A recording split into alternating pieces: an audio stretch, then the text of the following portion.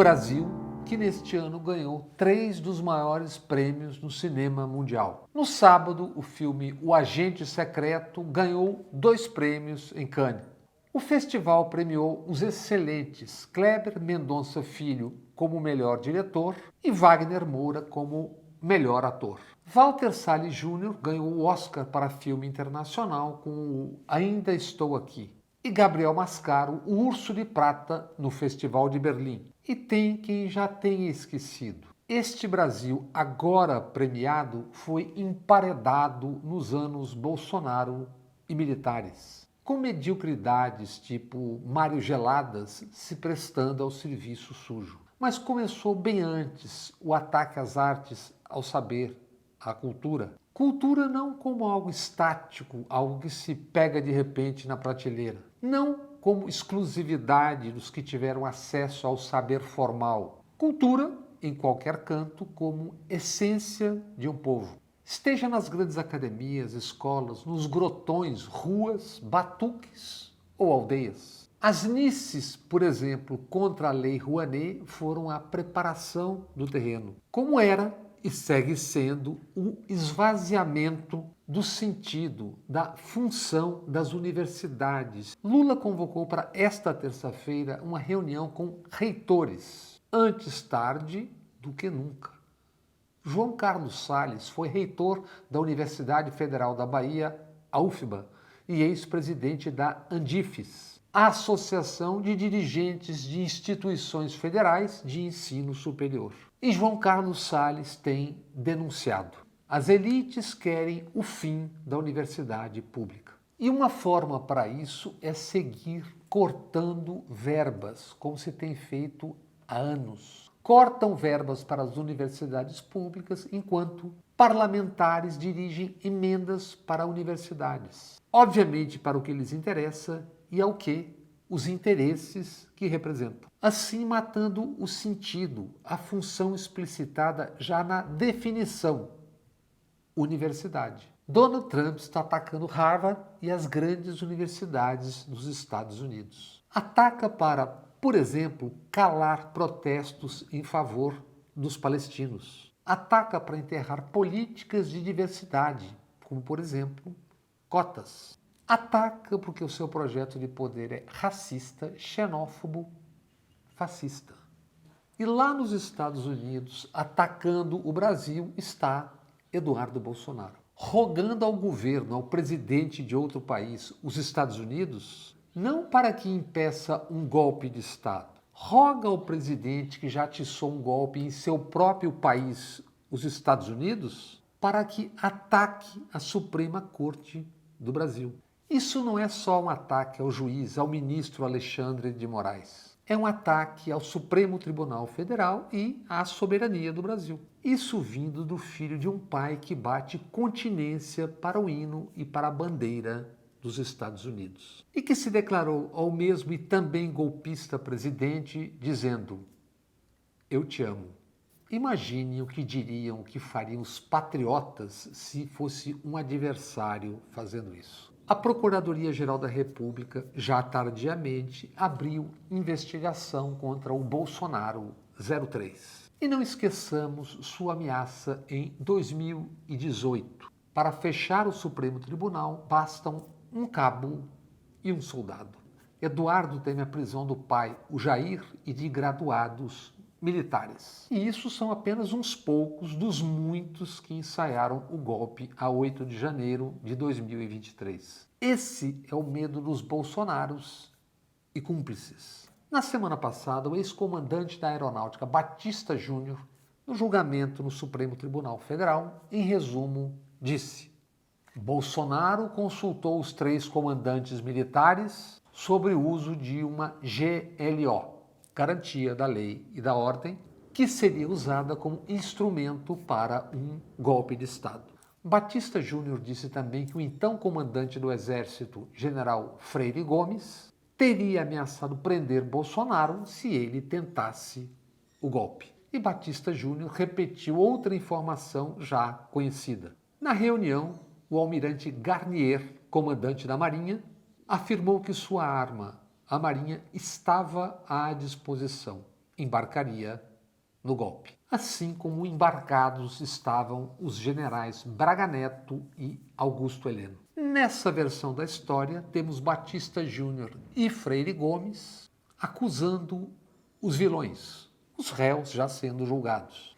E que ótimo nós termos heróis nessa história. Mas não há como essa versão encontrar respaldo total nos fatos. Para começar, a 11 de novembro de 2022, os 3 comandantes assinaram a nota às instituições e ao povo brasileiro. Nesta nota, atribuem às Forças Armadas o papel de moderadoras, algo que não é verdade legal constitucional, e consideram, aspas, condenáveis as restrições a direitos por parte de agentes públicos. Fecha aspas. Leia-se. Apoio que existiu, inclusive logístico, por 70 dias, às manifestações diante do quartel-general do Exército em Brasília e nos quartéis Brasil afora. E até os coturnos sabiam o que se pedia diante dos quartéis. Golpe de Estado, AI-5, ditadura, prisão de ministros do Supremo Tribunal Federal. Pedido reiterado N vezes, inclusive nos 7 de setembro, ao longo dos anos Bolsonaro e militares. E o general Freire Gomes, com quartéis cercados, deixou o comando do Exército uma semana antes da posse de Lula. Freire Gomes comunicou ao futuro comandante do Exército, ao novo governo ou ao Superior Tribunal Militar o ensaio golpista a caminho? Se e quando um país faz de conta que isso não aconteceu, qual é a dimensão da farsa, da tragédia? Milhares de militares, mais de 6 mil, e outros milhares, seus parentes, estiveram no governo com Bolsonaro. Um militar, general inicialmente na ativa, Pazuello, ajudou profundamente a desgovernar durante uma pandemia que matou mais de 700 mil pessoas. Já esqueceram? Outro general, então também ainda na ativa, Luiz Eduardo Ramos, criou com Arthur Lira e companhia o maior ataque ao dinheiro público na história, o orçamento secreto. Nas suas várias modalidades, estimado em mais de 183 bilhões de reais. Assim, roubaram também uma prerrogativa do Executivo, do governo federal. Em 2024, emendas em geral engoliram 22% do orçamento do Brasil. E até hoje não se sabe exatamente quanto, para que e por quem foram embolsados bilhões e bilhões secretamente. O que se sabe é que o centrão biombo para a extrema-direita e a habitual voracidade foi e é vital nessa engrenagem, que de uma forma ou outra segue em funcionamento diante da fragilidade numérica do governo no parlamento. À parte notórias fragilidades do governo em si mesmo. Fragilidades diariamente catapultadas para manchetes com dimensão de tragédias. Dados, números, estatísticas favoráveis, só de passagem, e sempre com adversativas. Mas, porém, todavia, contudo, apavoram com projeções catastrofistas. E pouco importa que logo adiante tantas delas não sejam confirmadas. Criam, estufam e exploram escândalos nas redes antissociais, dando-lhes impulsos geométricos. Um exemplo claríssimo: o bombardeio incessante em relação à Janja. Noticiar fatos é obrigação do jornalismo. Outra coisa é a desconstrução continuada, cotidiana. Tenham dimensão ou não os fatos. Fingem não entender como isso serve ao processo político. O que já fizeram com Marisa, repetem com Janja. Enquanto noticiam de passagem como se fosse apenas folclore, o que diga respeito a Michele, aquela que se auto-intitulou Mijóias.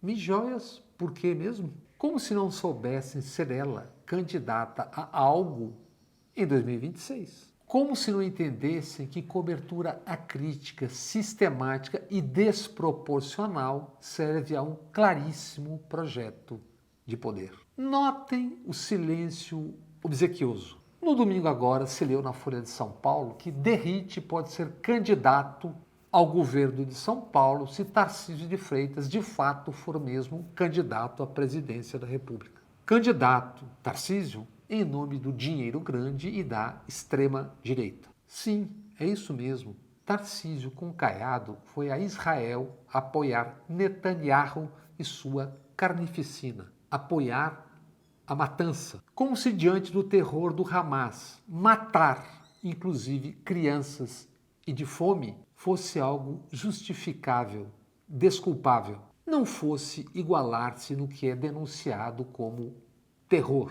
Caiado é Caiado. Saiu da UDR, que inseminou boa parte do que viria a ser chamado de agro, mas a UDR não saiu do Caiado. Tarcísio, além de Netanyahu, pôs na cabeça e pousou para fotos o lema de Trump, esse que agora ataca o mundo e o Brasil. O boné de Trump e Netanyahu já seriam muito, mas parece ter sido pouco. Assim como o secretário de Segurança de São Paulo Derrite e significados de sua eventual candidatura, seja ao governo de São Paulo como aventado ou ao Senado. O que o SS Derrite encanta e encarna como projeto? Seu ideário está exposto em ao menos duas frases. Uma delas, eu matei muito ladrão. E a outra frase, oficial da PM que não se envolveu em ao menos 3 mortes em 5 anos, aspas, é uma vergonha. Fecha aspas.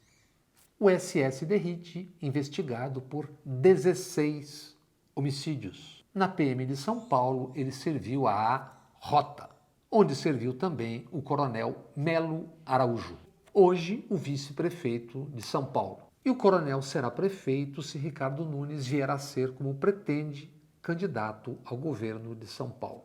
Recordemos, na recente eleição, Nunes e Pablo Marçal se chamaram mutuamente de Tchutchuca do PCC. Nunes e o SS Derrite pré-candidatos ao governo de São Paulo ou ao Senado. Que duelo! Que São Paulo! Hoje vice e, quiçá, futuro prefeito, Melo Araújo. O coronel ex-comandante da Rota já confessou: nunca contei quantos matei. Segundo o jornal Estadão, Melo Araújo foi investigado por ao menos 8 homicídios. Entendamos o prosseguimento do projeto de poder militar. Tarcísio de Freitas é capitão do Exército. O capitão Bolsonaro condenado, salvo disputa sangrenta pelo butim, apoiará Tarcísio como candidato à presidência da República. Michele, construída no folclore enquanto buscam desconstruir Janja, terá papel importante, seja como e onde for. Esse projeto saiu das urnas recentes com 152 militares e 850 policiais e quetais eleitos Brasil afora. Esse mesmo Brasil há anos pregava, e vocês se lembram, o escolas sem partido.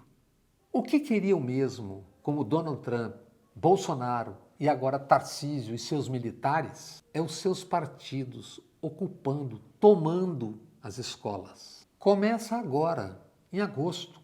Tarcísio já militarizou a gestão de 132 escolas públicas no estado de São Paulo. Chamam a isso de cívico-militar.